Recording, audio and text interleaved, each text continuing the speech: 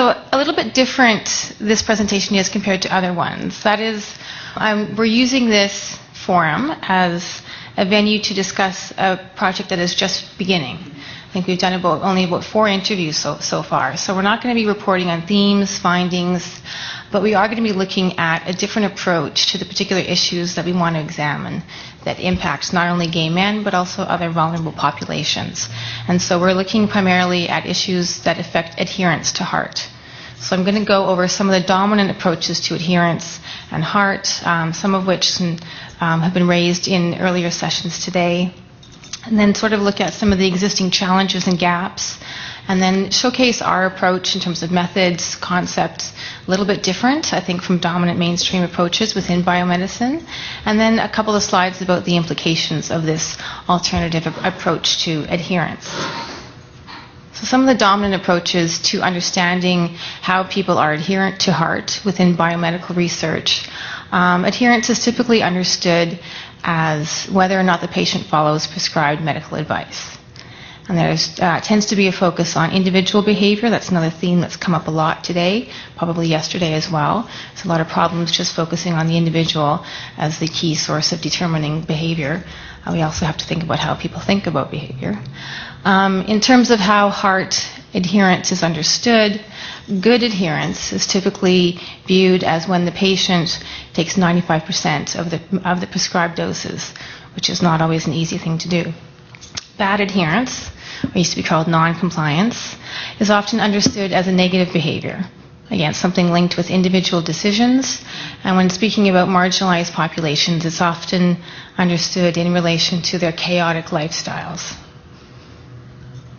In terms of some of the dominant methodological approaches within biomedical research, a lot of it is about quantification. This is no surprise.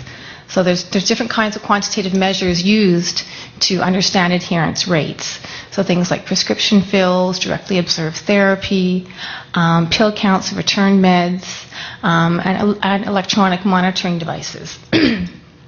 Some of the dominant approaches used to understanding adherence are population-specific. MSM is one group, women and men in the sex trade, as well as intravenous drug users. And the majority of these approaches are very much epidemiologically driven, employing things like surveys, self-reporting. And more recently, there's been an emphasis on looking at treatment as prevention, which I think we're all aware of that particular discourse. So from our perspectives, there's some existing challenges and gaps in these dominant approaches, both conceptually as well as in terms of methodologically. There tends to be a real emphasis on clinical markers, and in this context, the body is understood as the biological body, looking at CD4 counts, viral loads, and these bodies and these clinical markers are typically based on the experiences and bodies of men. And as we all know, the face of HIV has changed a lot. It's not just male bodies who are affected by the epidemic. And this is another issue that's been raised a lot already today. Another gap, I think, within current approaches is the focus on the micro level, the individual behavior, sort of to the exclusion of considerations of how structural factors work to produce inequity, as well as perhaps some strengths that we can maybe draw upon to better understand how to promote adherence. There's also a lack of participatory research that is currently being used to understand adherence. And within that, there's very little consideration, at least to date, until our project, about we need to understand, obviously, the perspectives of the people who are taking the meds. But service providers and community partners also play a huge role in promoting adherence and also in terms of the challenges that they face when dealing with different groups of people. And I think there's definitely a need to refine population-specific approaches to looking at what goes on within each population. Not all MSM approach adherence the same way. Not all women will approach adherence the same way. And so I think it's really important and of significant value to refine our population-specific approaches. So that's sort of a contextual piece about sort of typical or dominant mainstream approaches to adherence. And we're trying to do something a little bit different. Like I said, we're just beginning our data collection. We've got funding for 1 year, so it's a really sort of short, tight period of time. We have some funding from CIHR. And as per the title of the talk, some of the founding ideas we want to look at in relation to how does adherence work are gender and the body. So we want to look at how, or if, gender and people's ideas about their bodies, how these things affect adherence practices that relate to HAART. And our populations are HIV-positive, MSM, women, and trans people who are also polysubstance users living in Vancouver. The primary focus is MSM. However, in order to gain a richer understanding of the diverse effects of gender and people's ideas about the body on adherence, we're also including women and trans. And as I mentioned a couple of minutes ago, it's important to understand the people who are taking the meds, but we also have to look at the other side of the equation. And I think it's really important to get a sense of where the providers are coming from, the challenges that they are also experiencing when trying to support and better understand adherence among these different populations. So why gender? Why the focus on gender? Well, again, this is something that's come up already today. Gender is not about male or female. It's not a binary. It exists on a continuum. And from our perspective, understanding how gender works along this continuum is really important in order to look at and better design programs and interventions that impact the different groups and different experiences within the MSM, but also across the different groups of drug users that are going to be taking part in our study. So some questions that we're thinking about in terms of understanding gender. It's not just about male, female. It's what makes it different, harder, or perhaps easier for men to adhere to HAART more regularly than women? And how do these data compare with the experiences of M to F as well as F to M participants? And what about the service providers? What about their gender? And these providers also occupy different spaces along the continuum of gender. And how does their gender impact the way that they approach the different populations that they serve? Because the different populations that they serve, they may not always understand or fully support the lifestyles of their patients. And does that have an impact on how they promote adherence? So why the body? Why our focus on the body? Well, I think from our perspective, the body is one of the prime mediums through which we move through the world, both in sickness and in health.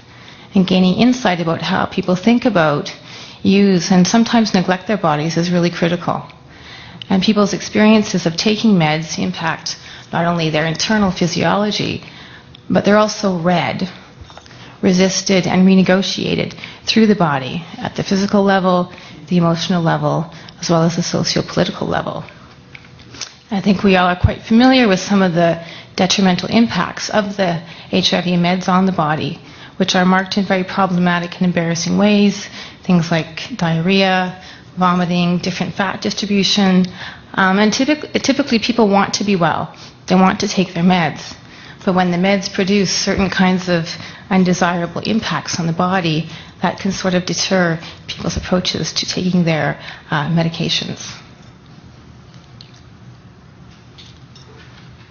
So that's sort of why gender, why the body. And now I'm just going to go through some of the different approaches that we're taking conceptually, as well as in terms of methods, to inform the development of our project.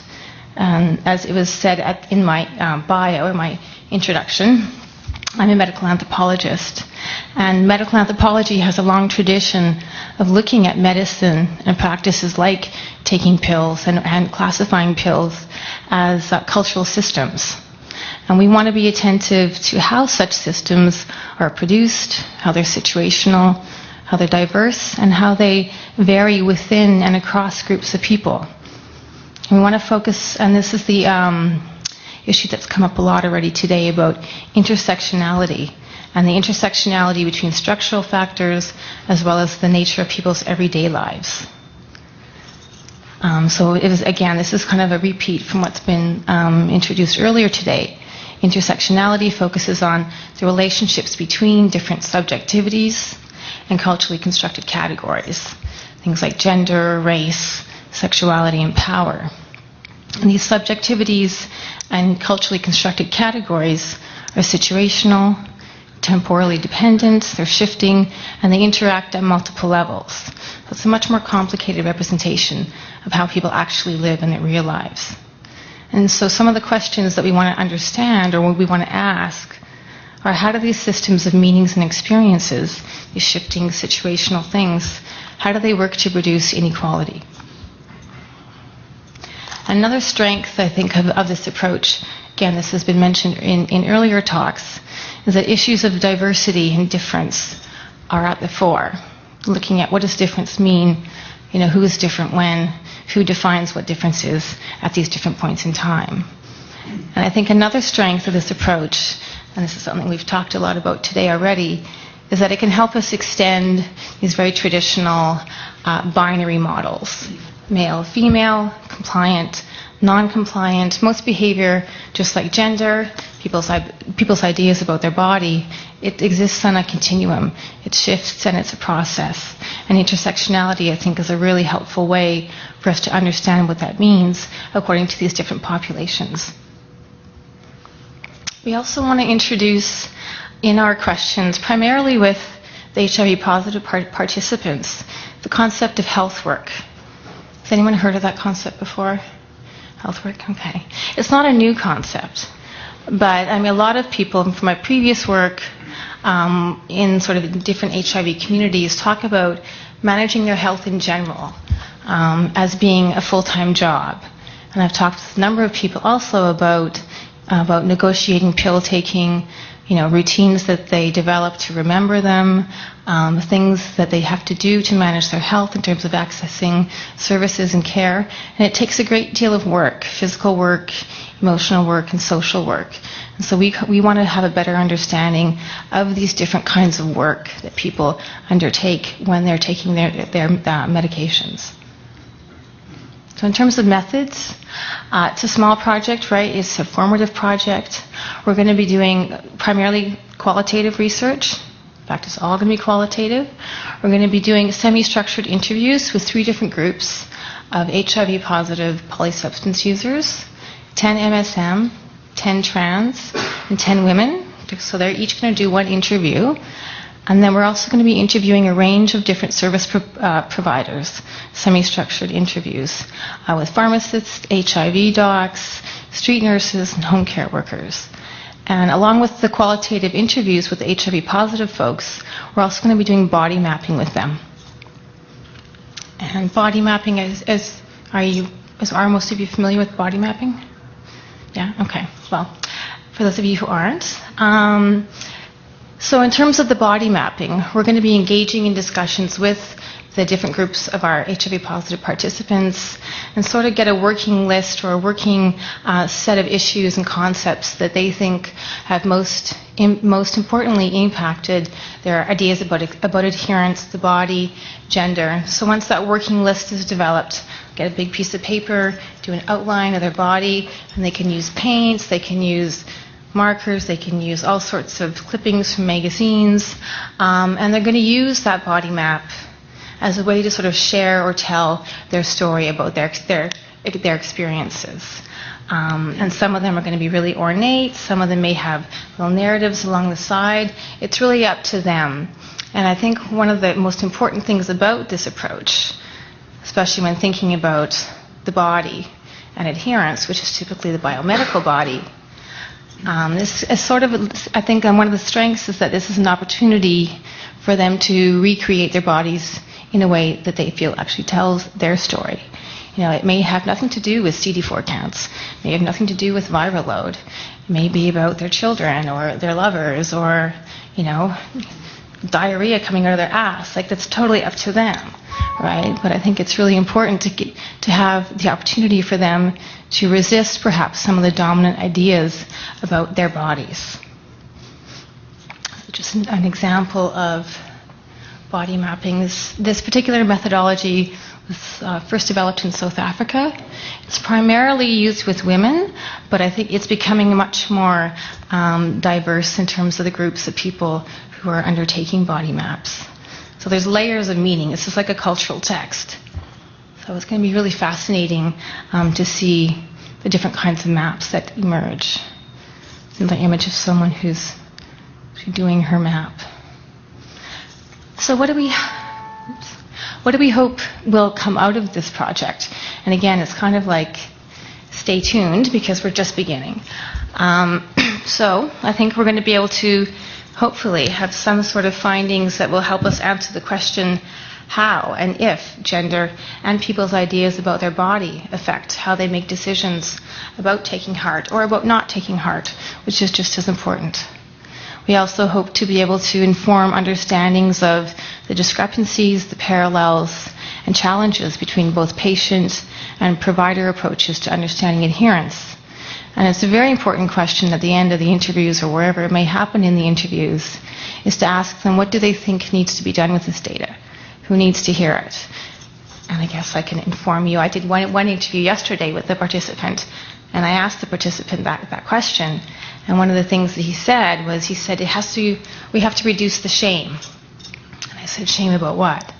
And he was talking about the shame that occurs in different sort of levels of medical interactions that he has, as he has to go get his blood taken, go to the pharmacist. And he actually referred to the pharmacist as being like a nun with a ruler, rapping on his hands if he doesn't, I did take them all. And so it's really interesting. Anyway, so there's lots of really fascinating data to come about, how the patient perspectives compared to how the providers approach these different issues, and also what do we do with them? I think that's really important to ask in terms of translating research into action. Hopefully some of these more nuanced understandings can inform program development and provide a much more interesting or perhaps more insightful set of data about how people really think about medications.